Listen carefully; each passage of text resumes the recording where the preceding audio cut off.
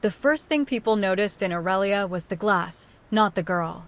Crystal chandeliers hung low like frozen rain, and every table glowed under golden lamps. Conversations danced around wealth, stocks, scandals, and yachts. Power lounged here like it had a reserved seat. Anna stepped through it all as if the air didn't press on her, as if the glittering world around her didn't imply she didn't belong. Her black apron tied neatly, hair in a low knot, no jewelry except a silver watch with scratches that told its own stories. A couple near the window whispered as she passed. "Not polished," the woman murmured. "Probably new," the man replied. Anna wasn't new. She just wasn't seen. She approached table 17, where a man sat like the city owed him breath. Klaus Adler. Sharp suit, colder eyes. His assistant leaned toward him, whispering in German, confident nobody here would understand. "They'll hire anyone here now. Cheap labor wearing cheap smiles." Anna set down a glass. "Still or sparkling for you, sir?" He didn't look up. "Do I look like I tolerate bubbles?" The assistant snorted. Anna nodded, walked away. Calm. Collected. Invisible, though every word had landed exactly where he didn't want them to. She wasn't here to fight. She was here for her mother, the woman seated quietly in the corner booth, cardigan sleeves rolled, fingers wrapped around tea like it warmed the soul itself. Eleanor. Gentle face, tired eyes, fighting her illness with quiet grace. Anna refilled her mother's cup with a softness one only reserves for the most sacred things. "You look tired," Eleanor whispered. Anna smiled. "Only thinking." "Not tired." "Thinking is harder than working," Eleanor teased, squeezing her hand. Anna kissed her forehead, then returned to the storm disguised as a dining floor. A hedge fund table chuckled too loudly, the kind of laughter money buys when humility has been sold off. "Miss," one of them called, swirling his drink. "More ice." "I don't like things too strong." Anna turned. "Of course." His smirk followed her. "I bet you don't like strength in anything." She didn't break pace. She didn't break anything. Not yet. From the balcony above, a jazz singer hummed something soft, melancholic, almost prophetic. Some people mistake silence for weakness.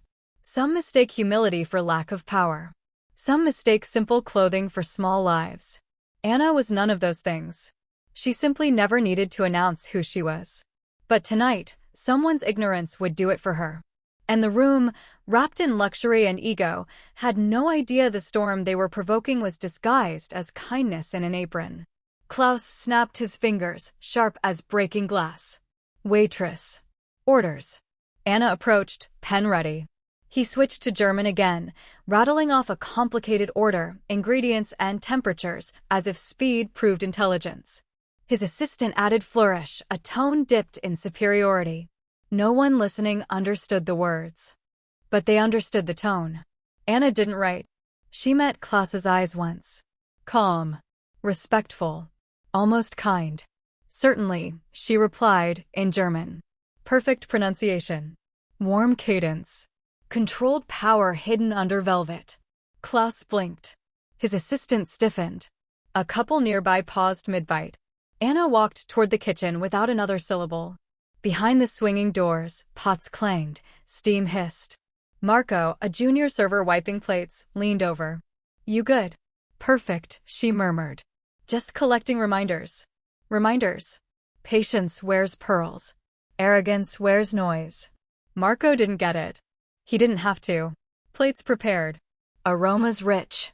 Anna lifted the tray, moving with a grace ballerinas envy, not dainty, disciplined. On her way out, she paused at her mother's table. "You eating enough?" Anna asked softly. Eleanor's laugh was whisper-thin but warm. "Worry about me after you conquer the universe. I'm only conquering dinner tonight. You're conquering fools without lifting a blade." Anna smiled, walked on.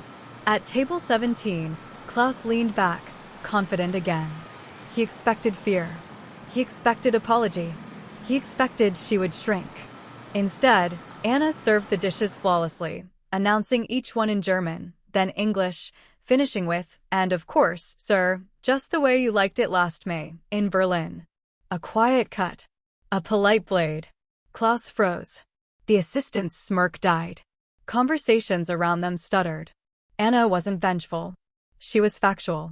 And facts, when wielded properly, soften arrogance like boiling water softens steel, slowly, then all at once. A woman nearby, draped in diamonds, lifted her glass, smirking at Anna. Cute trick. Shame about your uniform. Bit worn, isn't it? Anna's gaze flicked to her apron, then back.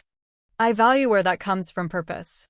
A ripple through nearby tables, confusion, intrigue, discomfort. Strong people don't shout. They shift the air just by existing. The restaurant felt tighter, heavier now. Like everyone sensed something was coming, but no one could name it yet. Anna didn't rush. She just breathed. And power, quiet, poised, exhaled with her. The night swelled with consequence. Laughter dimmed, whispers sharpened. Anna moved table to table, silent grace in motion.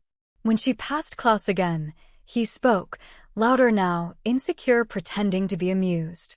Foreign languages don't buy status. Work does.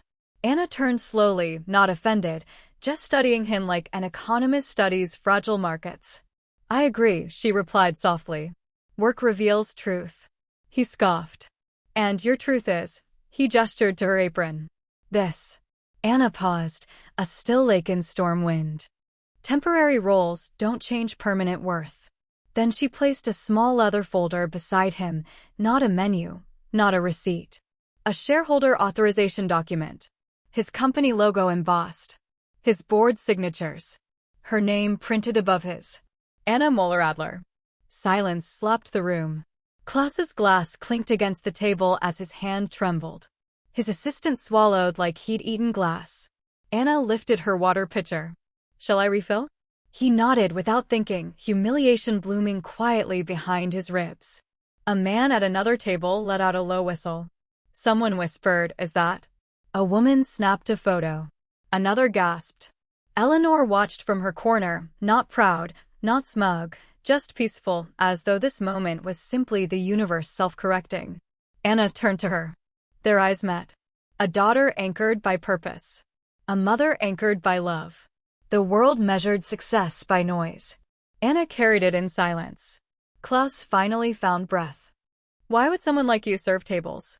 Anna finished gently. He nodded. Anna glanced toward her mother. Because some titles matter. And some people do. No flex. No brag. Just truth. The influencer who mocked her watch earlier lifted her phone, voice now sugar-sweet. You're incredible. Could I? No, Anna smiled lightly. Dignity can't be filtered. The girl wilted, exposed without being insulted. Anna walked away. That's power, not winning loudly, but walking away before anyone realizes the war is already over. The internet learned before the dessert was served. Phones buzzed, screens lit, whispers multiplied. Anna didn't check a thing. She carried creme brulee to her mother, spoon clinking gently against the porcelain. Sweet enough? Anna asked. Eleanor nodded, eyes wet. You defended dignity without hurting anyone.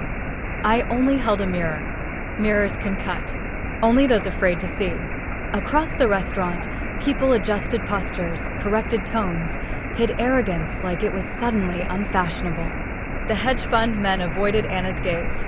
The influencer refreshed feeds desperately. The couple who once mocked her stared at their plates.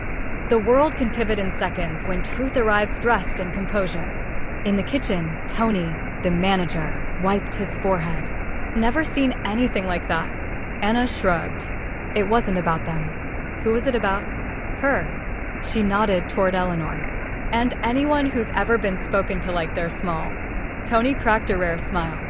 You remind us what class actually means. She didn't reply. Real class never confirms itself. A staff member approached. There's a man asking for you outside.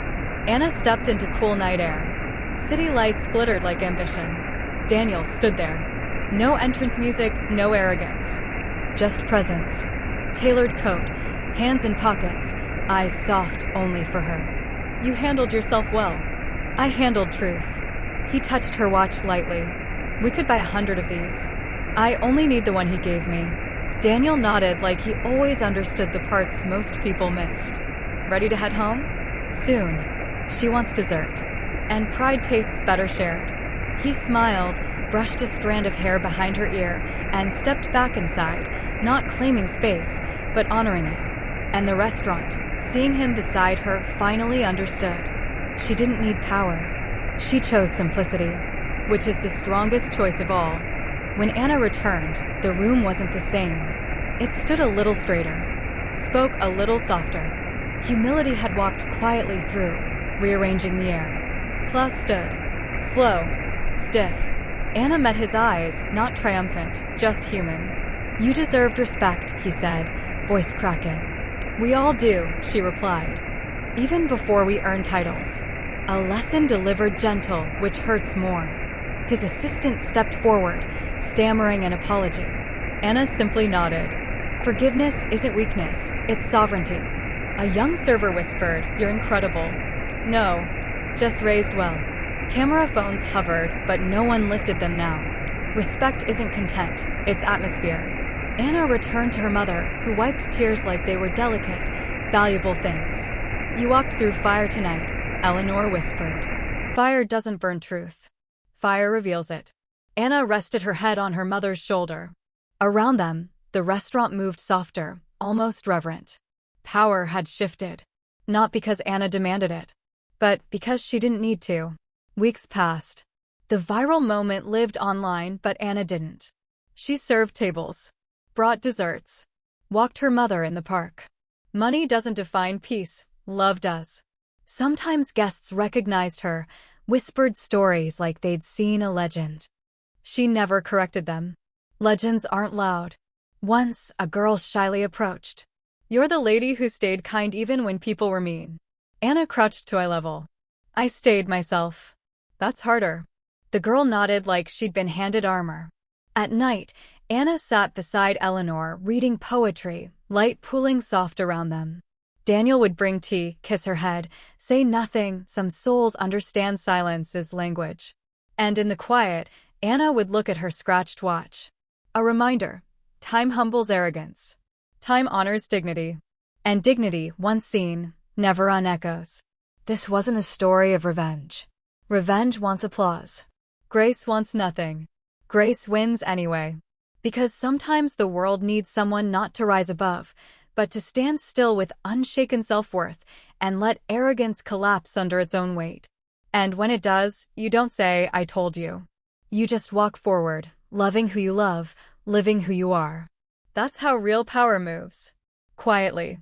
Like truth wearing soft shoes. The world looks. The world learns. And somewhere, someone whispers, never assume quiet means small.